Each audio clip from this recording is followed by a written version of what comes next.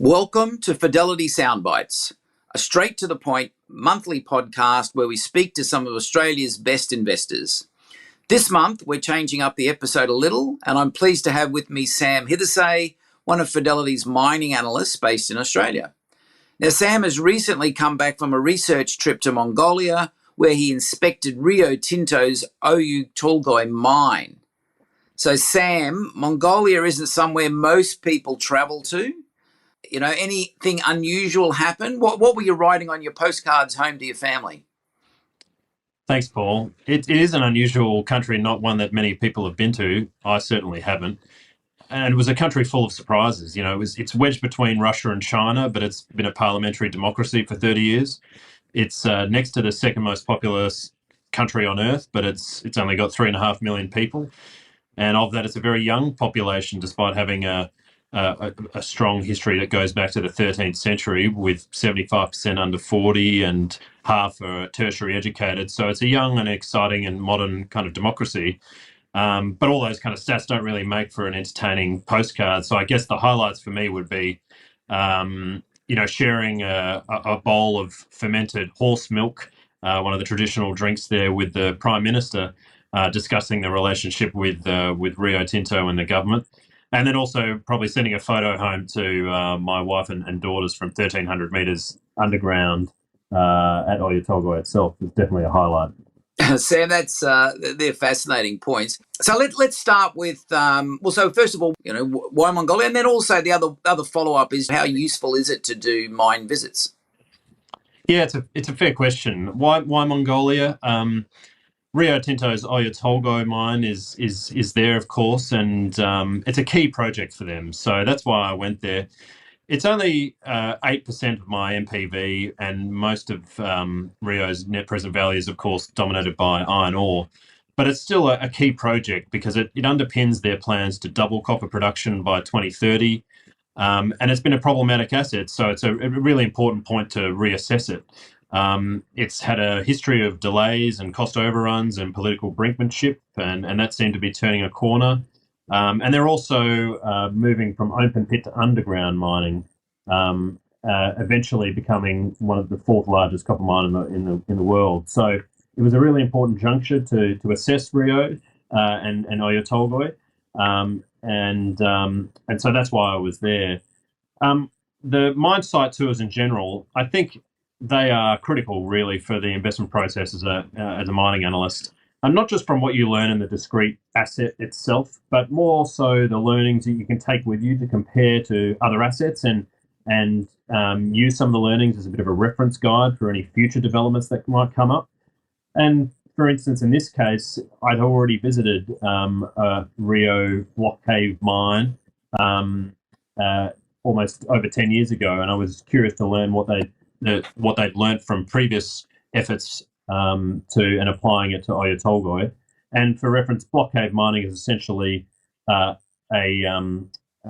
bulk underground method of mining where you would allow an ore body to cave and then draw it out from certain funnels, from draw points, as opposed to more traditional forms of mining. What we call like a stope and pillar would be a more traditional form, where you leave a pillar of rock to support the rest of the mine. So it's a fairly technologically advanced form of mining, and it was really interesting to gain an insight there. But it's useful to draw on comparisons that I had going back to 2011. Similarly, when I looked at the concentration plant, I could compare it to a very similar plant I saw at Kennecott, which is another one of Rio's assets.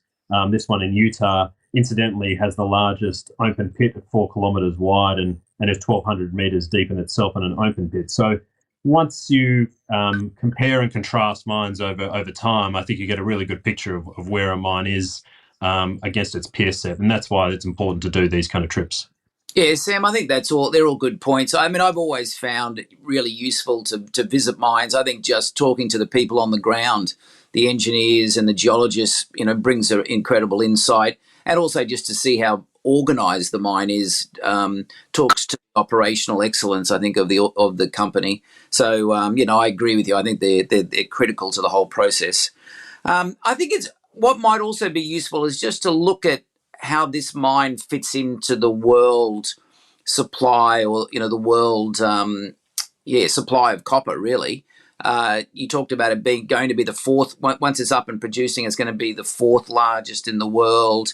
Rio Tinto's got another big one that's in the process of getting approved. That's Resolution in Arizona in the US. So how do those sort of mines fit within the global landscape?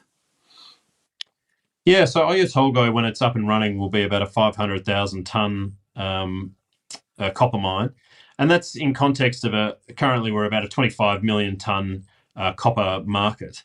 But I think it's important because Oyu Tolgoi and Resolution, which you're right, is locked in permitting delays at the moment, but could be an equally sized resource and mine in Arizona. We need those mines to come online to fulfill the demand profile that we've seen emerging. So Rio Tinto say themselves that they'll be on track for 1 million tonnes of mined copper production within 5 years. And they expect they will be about 25% of global copper supply growth in the next 5 years. So they'll be a significant contributor. But essentially, we're going to need all the mines we can get from the likes of Rio and Oyu Tolgoi and Resolution to fulfill the growing demand. And I think the Rio Tinto chairman highlighted just the scale of the demand profile that we're now seeing. In order to achieve net zero, he was saying that we'll need to mine all the copper we've mined in human history up into 2050, and that's about 700 million tonnes of copper. So the scale of demand is certainly there, and we're going to need projects like Oyu Tolgoi and Resolution delivering to have any chance of meeting that demand. So, Sam, that's a really good point. And I know we've touched on sort of transition materials and the importance of copper within that. And you've written a few different articles on that as well. But I think that is going to be the key point. There is so much demand built up for transition materials and copper in particular. But where's the supply going to come from? Oyu Tolgoi might help, Resolution might help, but are they the answers? Is that the answer to our supply issues, or are we going to have to look elsewhere? Yeah, I think it will come down to the scale of the supply shortfall. If we don't see enough supply, we're going to see a copper substitution at the end market, but we'll also probably see higher prices in the meantime, and it will incentivize a lot of supply. And that supply is probably going to come from potentially more challenging jurisdictions that don't have the mining pedigree that, say, Australia does. It's also likely that the mines will be lower grade than we've found historically. That's just a general trend we've observed, that copper grades have been declining globally. They're also likely to be deeper, requiring some of the technology that Rio is developing with its block cave. And so I think, will increasingly rely on companies like Rio to act in good faith, establish long-term relationships with new mining jurisdiction governments, to ensure their mines are delivered, on time and sustainably. And I think for that reason, Oyu Tolgoi is a bit of a symbol of the mines of the future and what we're probably going to need to do, finding copper in new countries that haven't had as much experience with mining, finding them deeper, and employing all the new technology to try and deliver those tons to market. Yeah, Sam, that's I just find that fascinating. You talked about being 1.3 kilometres underground, connecting to Wi-Fi, sending a photo to your son. That you don't really think of Mongolia as a technology area, but clearly what they're producing there is something special, and it's I guess the tech that's backing some of these mines is really, really amazing.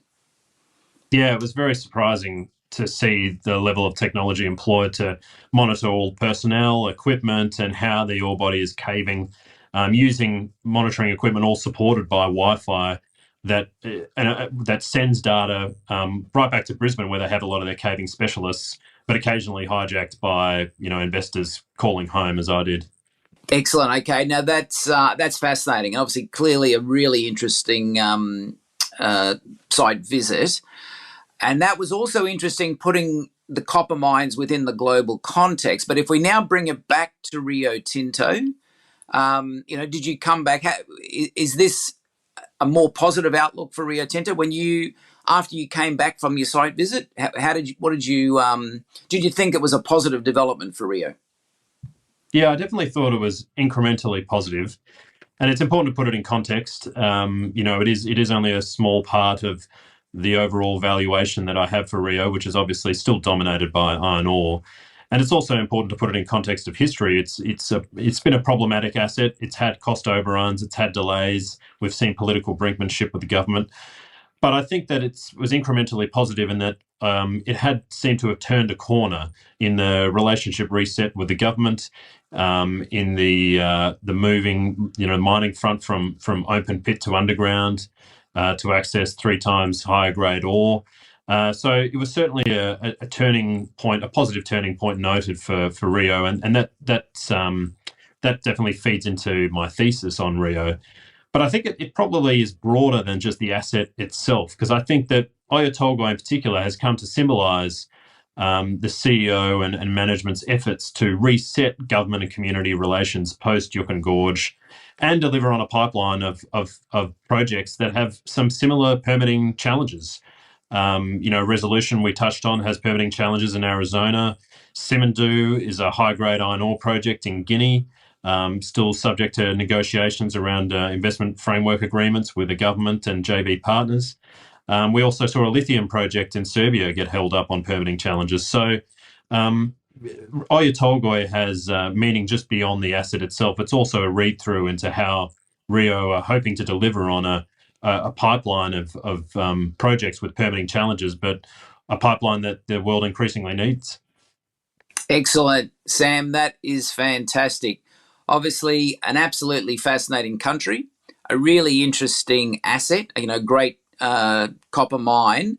And I am always jealous of your trips to some of these mines and all the Fidelity mining analysts. You get to go to some really interesting places, meet some interesting people, and get 1.3 kilometres underground as well. So thank you so much. We'll finish up the episode there, even though I'm sure we could chat for a while longer. If you're interested in knowing more, Sam has written an article which you can find on our website, fidelity.com.au, but we'll also add it to the show notes. Otherwise, if you've enjoyed this episode, subscribe to the show or send us your questions for future episodes at podcastaustralia@fil.com.au. And I'll see you next month to talk about August reporting season. Sam, thank you, and bye for now.